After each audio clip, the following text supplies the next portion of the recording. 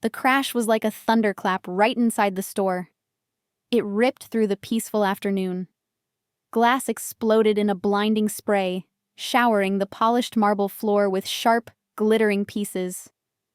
Lena had been admiring a delicate silver pendant, lost in her own thoughts. 1 second, tranquil beauty. The next, chaos. Pure, raw chaos. She ducked instinctively, a reflex born from sudden, brutal noise and impact. Her body hit the floor, tucked tightly behind a velvet display case. Her heart lurched violently, slamming against her ribs. Her breath caught, thick and heavy in her throat. Fear, cold and sharp as the glass shards, froze her. Masked figures burst into the store. They wore dark clothes, heavy boots crunching on shattered glass, and masks that hid their faces. They held guns. Big, black, dangerous guns. "Nobody move!" A harsh, guttural voice roared, echoing through the high ceilings. Another crash. One of the men smashed a glass display case with his gun butt. Diamonds, sapphires, rubies. They sparkled, then fell, scattering across the floor. The sound of breaking glass was everywhere. It crunched sickeningly under the robber's heavy boots. Screams. Sharp, high-pitched cries from other shoppers. Lena saw them, huddled, some weeping. She pressed herself harder against the cold marble, trying to make herself invisible. Her own fear was a heavy cloak, stealing her breath. She felt utterly helpless. Her eyes darted around, searching desperately. Then she saw her. A small girl. Tiny. Perhaps 6 or 7. She was pressed against a tall, white marble pillar, trying to hide. Her face was pale, streaked with tears. Her big, brown eyes were wide with primal terror. A silent, choking sob escaped the child's lips, almost lost in the chaos. She was alone. One of the robbers moved closer to the pillar, his heavy boots scraping loudly. He hadn't seen the girl yet. He was focused on a display nearby, grabbing watches. But he was getting closer. Lena's breath hitched, a painful catch in her chest. A cold dread settled deep inside her. This was wrong. A child shouldn't be caught in this nightmare. The robber was almost upon her. Something clicked inside Lena. Not bravery, not really. It was instinct. A fierce, sudden need to protect this tiny, helpless creature. She didn't think about the guns or the masked men. She saw only the girl's pure, innocent terror. It was a call she couldn't ignore. "Hey!" Lena's voice was shaky but loud enough. The robber froze. His head snapped towards her. The gun, heavy and dark, swung in her direction. "Stay down," he snarled, his voice a low, rough growl. A chilling wave ran down Lena's spine. But Lena didn't stay down. Her body moved before her mind could process the danger. She crawled quickly, silently, on her hands and knees. The robber was distracted. This was her chance. Every muscle screamed at her to turn back, but her body moved on its own. She reached the little girl. The child was stiff, rigid with terror, trembling like a leaf. Lena pulled her close, wrapping a protective arm around her small, fragile body. "It's okay," Lena whispered, forcing the words out. "I've got you. You're safe with me." The robber took a step towards them, his dark eyes narrowed. He was coming for them. Lena squeezed the child tighter, pressing her against the cold marble pillar. She would shield her, with her own body. She braced herself. Then a sudden piercing wail sliced through the air. Sirens. Police. The robbers cursed, loud, angry shouts filling the store as their attack crumbled. They moved faster now, their panic clear. Urgent. Desperate. They grabbed bags of jewels, stuffing them full with clumsy haste. "Let's go! Move!" They ran for the front. The smashed window was their only escape route. The sounds of their heavy boots faded quickly, replaced by frantic shouts of police. The sirens grew louder, closer, promising rescue. The store was left in ruins. Shards of glass covered everything. Broken display cases lay scattered. Jewels glittered among the wreckage. Lena held the little girl tight, her body still trembling, but her sobs were quieter now. Her small head was pressed against Lena's shoulder. Lena could feel the rapid beat of the child's heart, slowly starting to calm. "They're gone," Lena whispered, relief flooding her, dizzying her. She wasn't sure if she believed it. Her body ached. Her mind raced. The immediate danger had passed. But the fear, a cold, heavy stone, remained in her stomach. Slowly, carefully, Lena stood up. She kept the girl hidden behind her. Police officers rushed in, their dark blue uniforms a welcome sight. Their faces were grim, serious, but their presence brought order to the chaos. They looked like help, like safety. "Are you okay?" an officer asked, his voice firm but kind. He looked at Lena, then at the child. Lena nodded, unable to speak past the lump in her throat.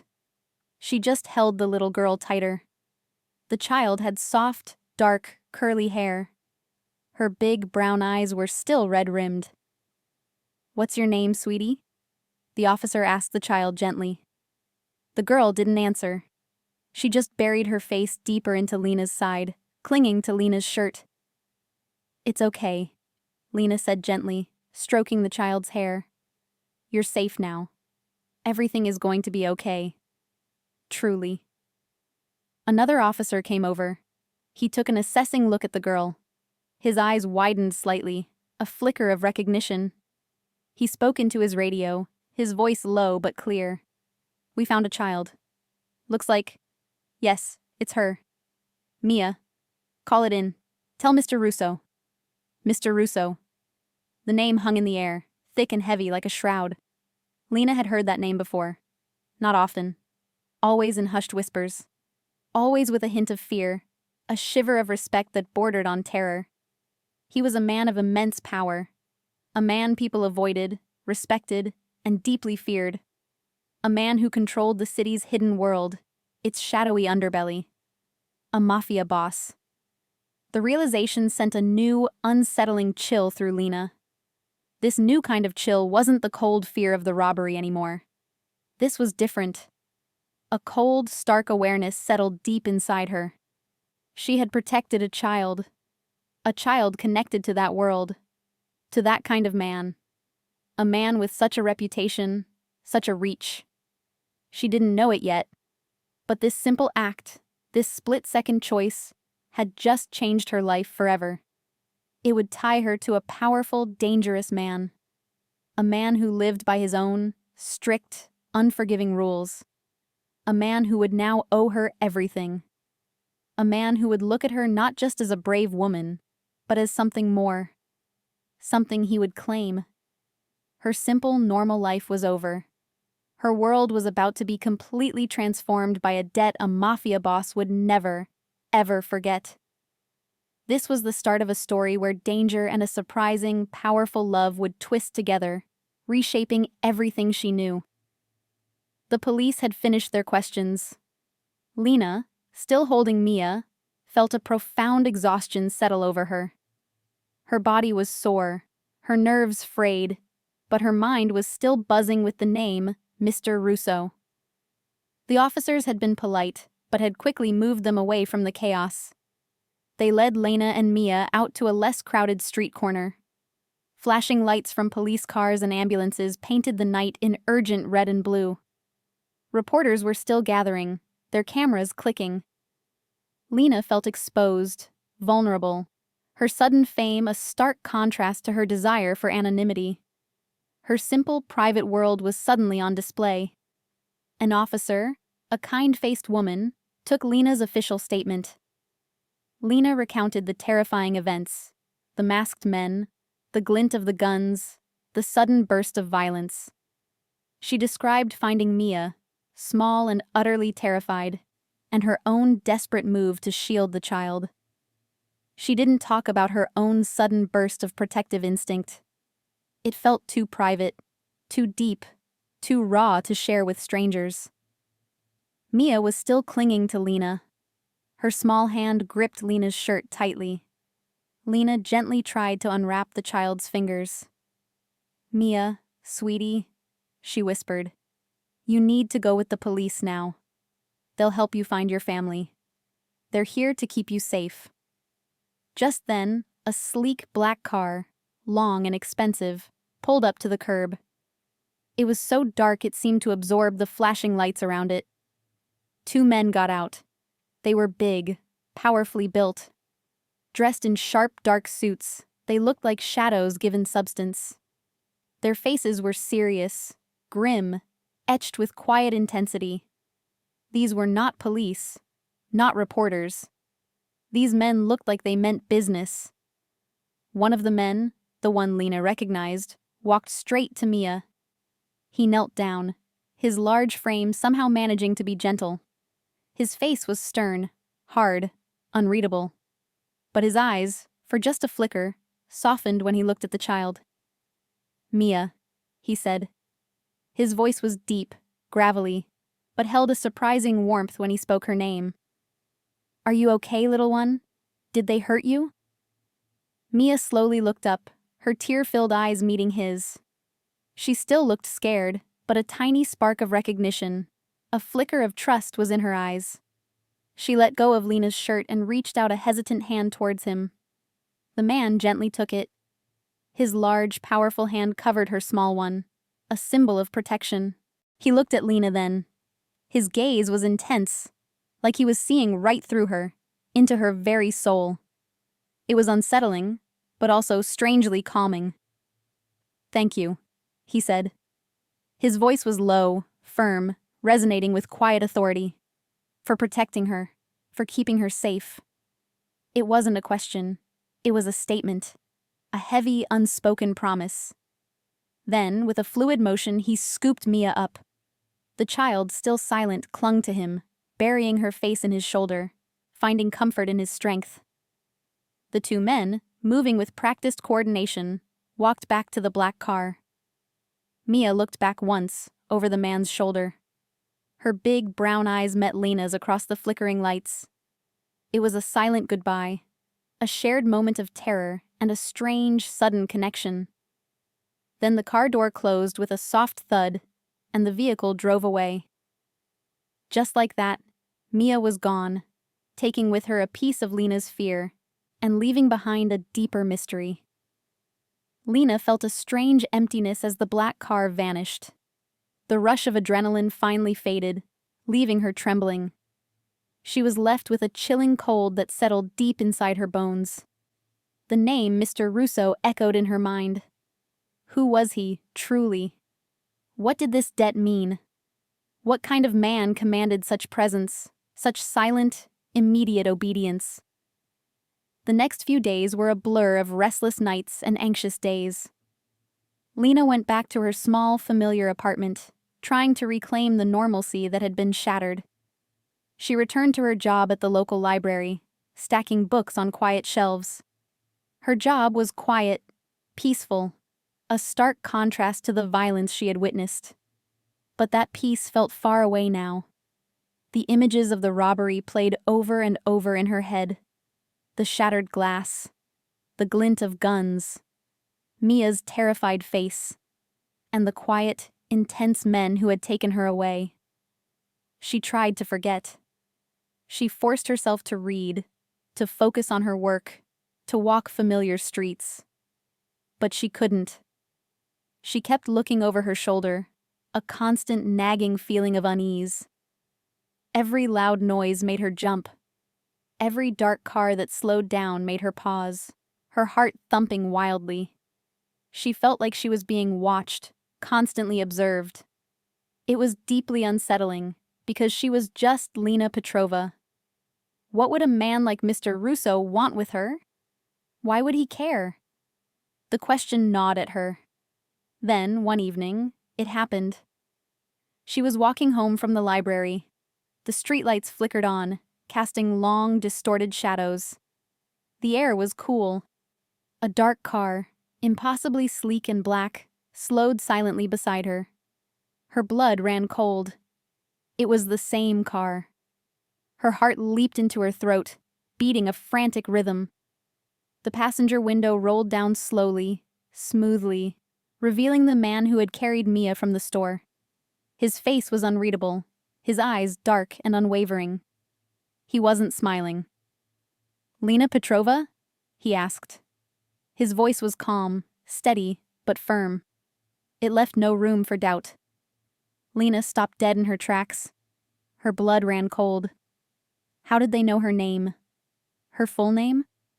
How did they know where she lived? A shiver went through her. "Yes," she managed to say. Her voice was thin, barely a whisper.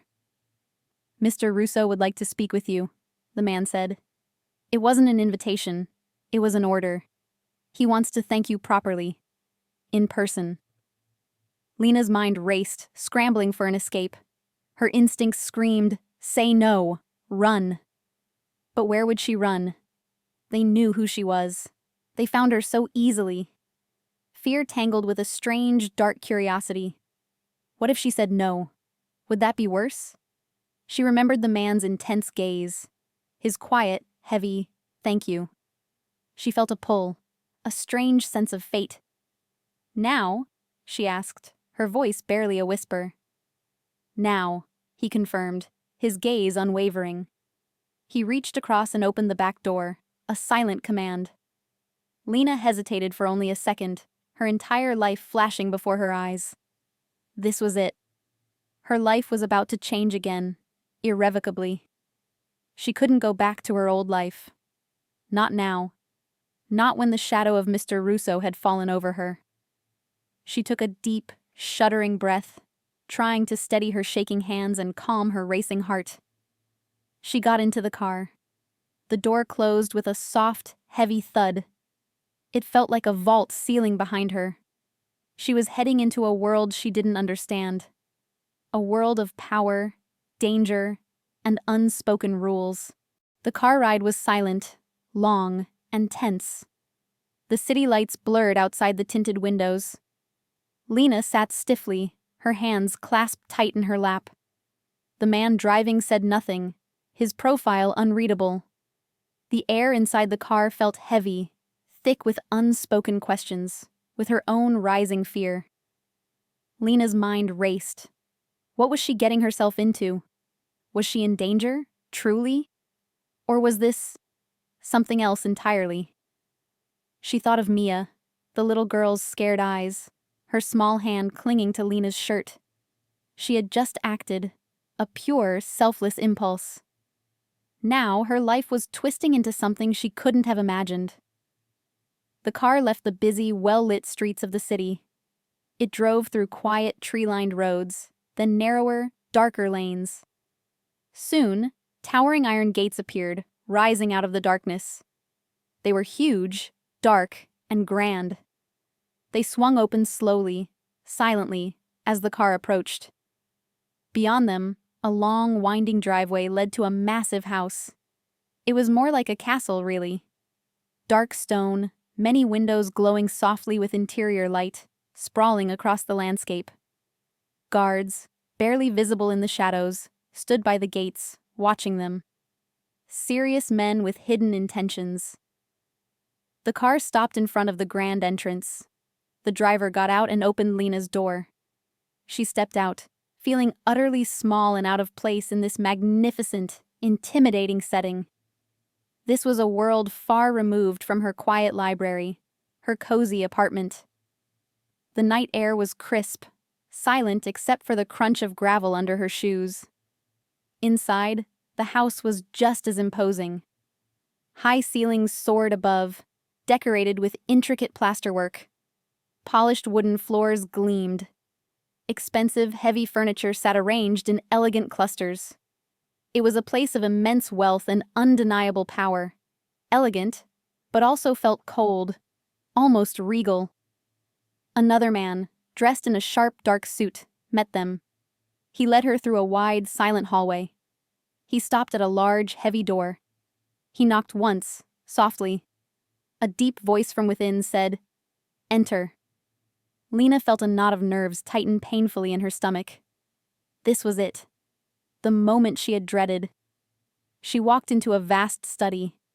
Bookshelves lined every wall, reaching to the high ceiling, filled with old leather-bound books. A massive ornate desk sat in the middle of the room. Behind it stood a man. Mr. Russo. He was older than she expected, perhaps in his late 40s or early 50s. His hair was dark, impeccably styled, streaked with distinguished silver at the temples. His eyes were sharp, dark, and incredibly intense, like polished obsidian. They studied her, missing nothing. He wasn't smiling, but his face, though stern, held a kind of quiet strength, a dangerous calm. He wore a perfectly tailored dark suit. He looked like a king in his castle, a man utterly in control. "Lena Petrova," he said. His voice was deep, smooth, and held undeniable power. It wasn't harsh or loud, but it commanded attention.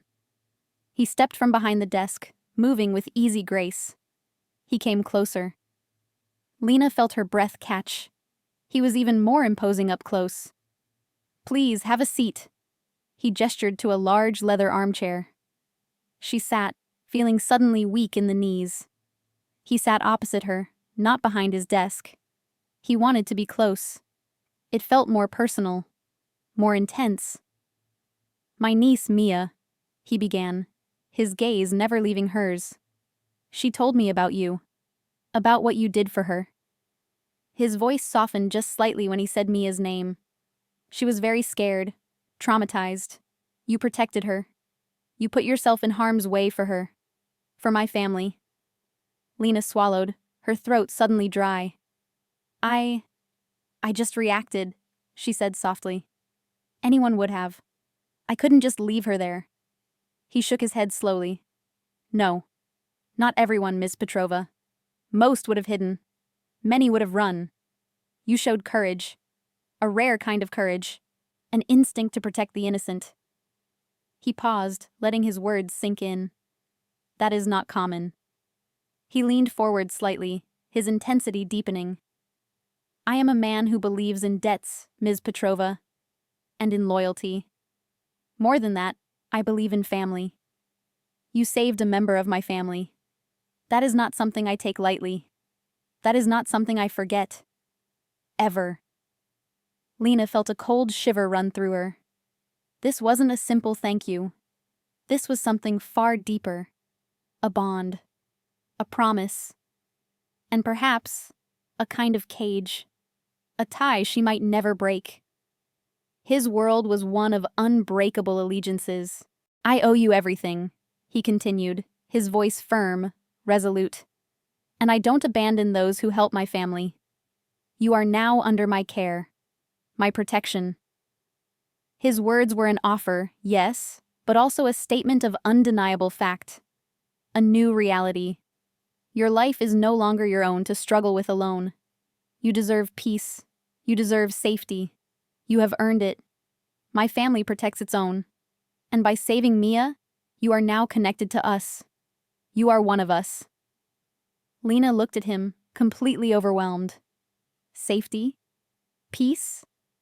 It sounded like a dream, an impossible luxury after the terror she had known, after a lifetime of fending for herself. But at what cost? His gaze was so strong, so steady, so utterly convinced. He wasn't asking for her agreement. He was telling her. He was seeing her, not just a bystander, but as someone worthy of his absolute, unwavering protection. He saw a strength in her she hadn't known she possessed, a value she hadn't recognized in herself. And he was offering a shield she desperately needed, even if it came from a dangerous world she barely understood. This man, this mafia boss, was offering her a new life, a complete transformation. And she felt an unexpected pull, a strange sense of belonging, despite the fear. It was a lifeline in a storm. The world Lena knew, her small, predictable existence, vanished. In its place, a new one arose, vast and complex. She found herself living in the grand estate, not as a prisoner, but as a guest whose comfort, security, and well-being became Mr. Russo's absolute priority. At first, she felt like a bird in a gilded cage. The constant presence of guards, the silent, attentive servants, the sheer scale of wealth and power. It was overwhelming, a stark contrast to her humble past. She missed her quiet apartment, her familiar books at the local library, the simple, independent rhythm of her old life. She craved the freedom to walk alone, unnoticed. But then, slowly, little by little, the initial fear began to fade. The overwhelming sense of being trapped began to lessen. She started to observe. Mr. Russo, whose real name was Dante, was not quite what the whispers had made him out to be. Yes, he was undeniably powerful. Yes, he moved in a world fraught with danger. But he was also fiercely loyal, deeply protective, and surprisingly gentle, especially with her and, most tenderly, with Mia. Mia, once a terrified, silent child, began to blossom under Dante's watchful, loving care. She often sought out Lena, pulling her into her innocent games, filling the grand halls with her laughter. It was through Mia that Lena first truly saw the softer, more human side of the formidable man. Dante honored his word with an unwavering dedication. He ensured Lena's every need was not just met, but anticipated. She no longer worried about bills, about her safety, about being utterly alone in the world. The constant hum of anxiety that had been a lifelong companion began to quiet. He saw to it that the jewelry store robbers were found and dealt with, a chilling, swift testament to his far-reaching power, but also a stark reminder of his protective capabilities. He provided her with a new, beautiful library space within his home, filling it with rare books she adored, a sanctuary carved out just for her. He showed her a level of care, consideration, and unwavering support she had never known. "I don't abandon women," he had told her once, his eyes dark, serious, and utterly sincere. "Especially not those who put their lives on the line for what's mine.